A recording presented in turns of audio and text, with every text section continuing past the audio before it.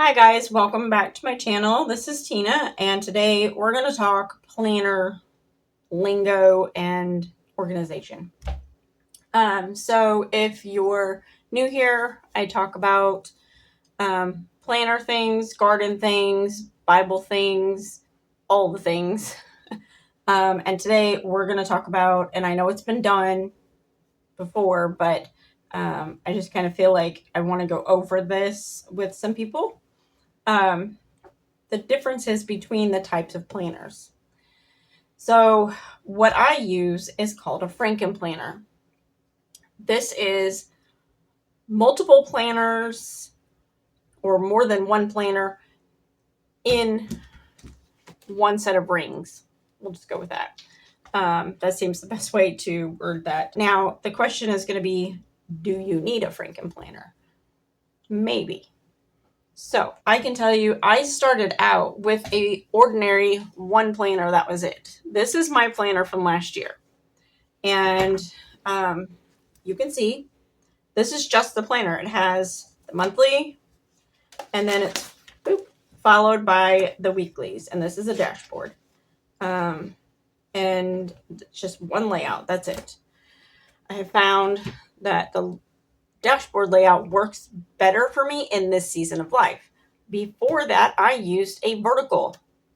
That worked wonderfully for me for several years. In the season of life that I was in, it just worked.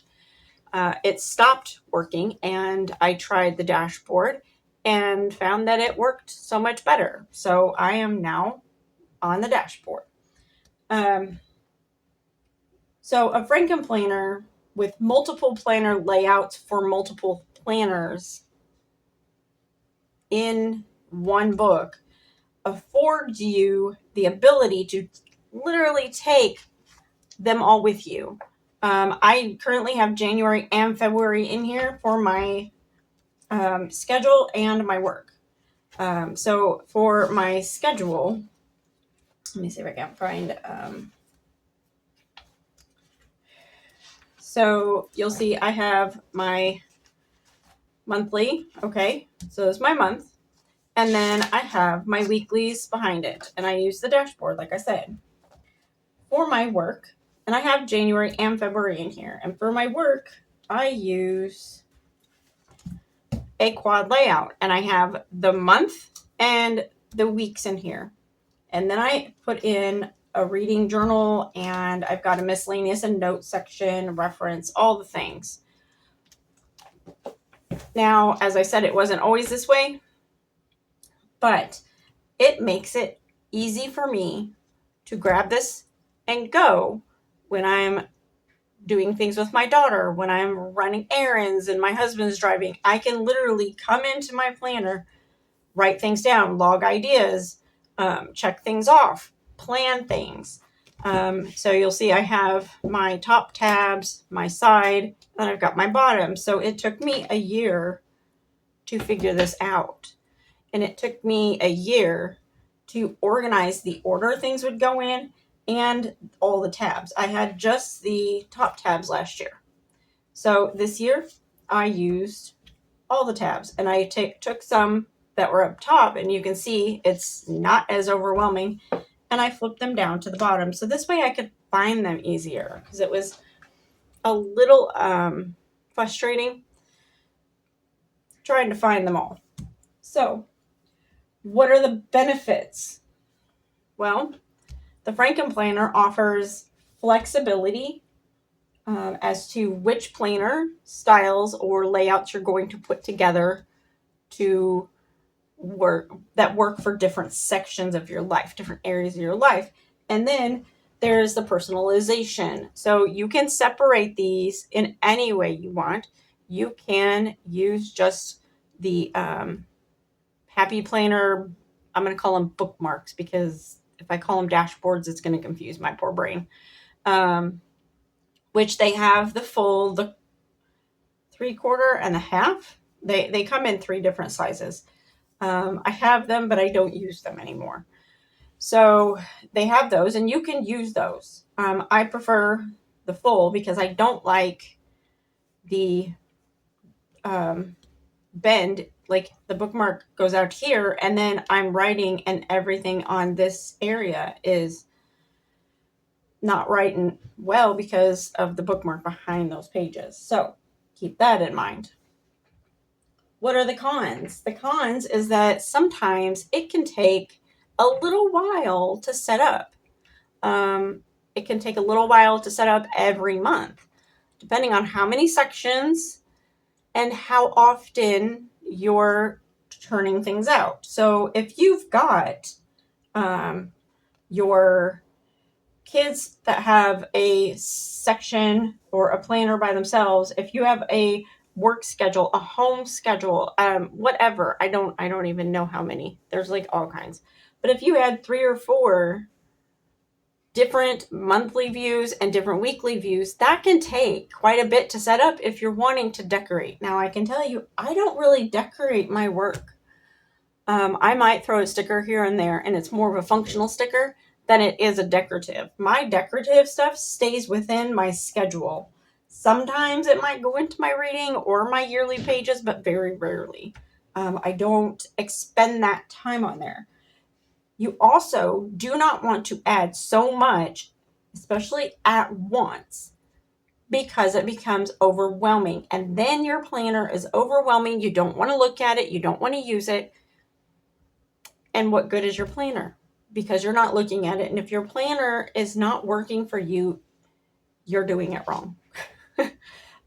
You need to find a way to make your planner work for you. That is the whole point of having a planner.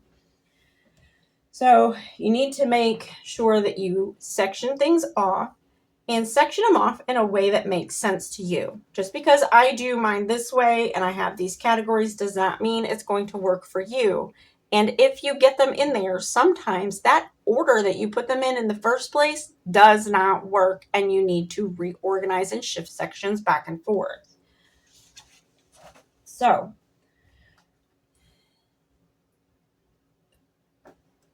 as far as obviously okay,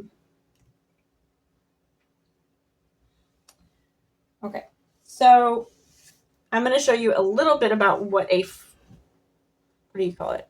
Okay, I'm going to show you what a transformer planner is, and then we'll go back to a little bit about the traditional planner. So a transformer planner, and I'm going to show you because I literally had so much trouble at first when this was introduced that I couldn't wrap my brain around it. So I'm going to take this. There we go. And what it is you have your planner, your Frankenplanner style, you have multiple planners together. And instead of having these tabs in that, you take the front-facing planner pages or planner covers, okay? And then you're going to stick them together face to face. This is really going to bulk up my planner. Okay, so you have those. And then I will do the same with my work. And then I will show you. So I have technically what would be the front, okay? This might be a little harder to do. I don't know why these don't want to go on. These are so hard. Normally they're not that bad. Okay, so you see that I have this planner, and mine are smaller because I just prefer it that way, and it's really bulked it up. But so you have this planner, and then you've got these extra covers in here. So say you are working on something, and you're here, and you want to close it up, you can take it and do this. That makes it a transformer planner, okay? So for if you're going to work and you want a more subdued cover, you just have it like this. And then you have a new cover. This, as I said, can bulk up your planner quite a bit. But if it works for you, and as long as you don't do it for like 4 or 5 planners, then after I think 2 or 3, you're going to need expander discs just because of the bulk that it adds. I am going to show you some ways that, because you might be thinking, how am I going to do everything in one planner? So I have some bookmarked pages in this one. This is my 2020 planner, and it's a vertical. So you can see it's a little crazy, but as I said, it was all functional. That was all I cared about. We had a little bit of decor. So as far as functional and making sure that you get everything in with a and I'm just going to show you because this is the one that I used to use. So you can use the top for home, the middle for work, and the bottom for the kids, or any variation of that. So you can section that out. There are teacher planners that have 5 or 6 blocks down, and those actually help people categorize family, work, and whatever quite easily.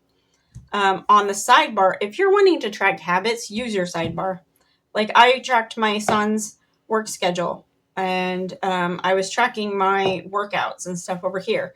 If what you want to track is not needing a big section to fill out, if you don't have the time or the inclination to fill out huge sections of like, oh, I worked out and did all of this today, then don't do it. Do use your sidebar. You can use your I don't use trackers because I have found I am horrible at using habit trackers. It doesn't matter what I do, I cannot use them. I will put them in there and then I will forget about them. So if you're like a to-do list person, then like it depended on the week of what was going on. I made a to-do list on the side, and it didn't matter what day I got them done. I just did it so that I could get them in there, which is kind of why like I was getting to doing this more and more. So which is why I moved over to the dashboard, because it just seemed to make sense for me. And then I had this one. So you can see I tracked the hours because my son was wearing a brace and we needed to track the hours because they wanted an average. And then I had a few notes here, but I had to-do lists here, and it didn't necessarily mean if I had a to-do list in one of these boxes that it had to get done that day. A lot of times I would do my to-do lists in several boxes, and then as long as I got it done that day or get that week, it didn't matter, because a lot of it was not time dependent. So in a nutshell, how do you choose what's right for you? Okay, so do you get overwhelmed easy? Stick with a standard one planner and try to make each weekly page work for you. You could also use, I don't know if I have them in here. Okay, so in this one, I have no idea what this is from. They're not like this much anymore.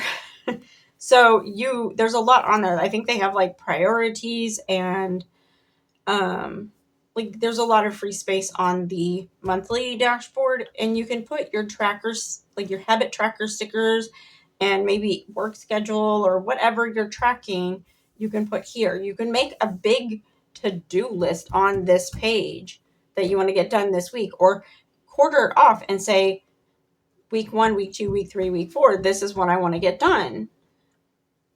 So you can do that and still keep yourself from being overwhelmed, because if you're easily overwhelmed, a Frankenplanner is maybe not what you want to go for, because it can be overwhelming because you try to put too much into it.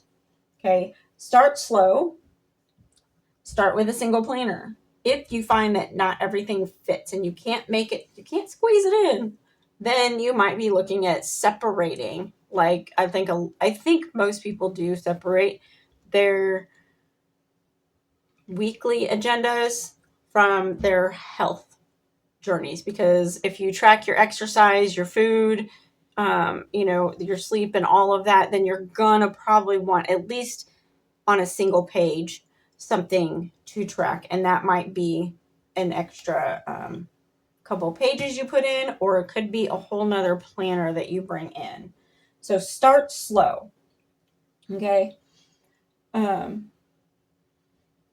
Are you doing it because others are doing the Frankenplanner? Don't do it.